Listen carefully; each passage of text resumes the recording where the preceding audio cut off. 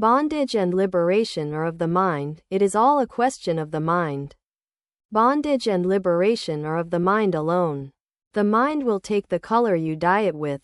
It is like white clothes just returned from the laundry. If you dip them in red dye, they will be red. If you dip them in blue or green, they will be blue or green.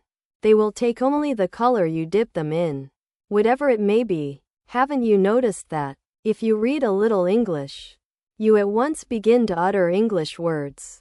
Foot at MIT? Then you put on boots and whistle a tune. And so on. It all goes together. Or, if a scholar studies Sanskrit, he will at once rattle off Sanskrit verses. If you are in bad company, then you will talk and think like your companions. On the other hand, when you are in the company of devotees, you will think and talk only of God.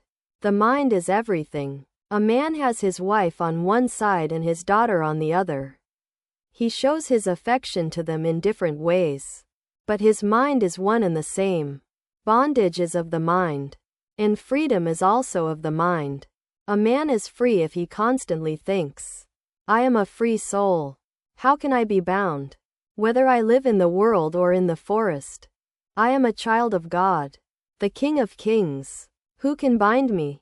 If bitten by a snake, a man may get rid of its venom by saying emphatically, there is no poison in me.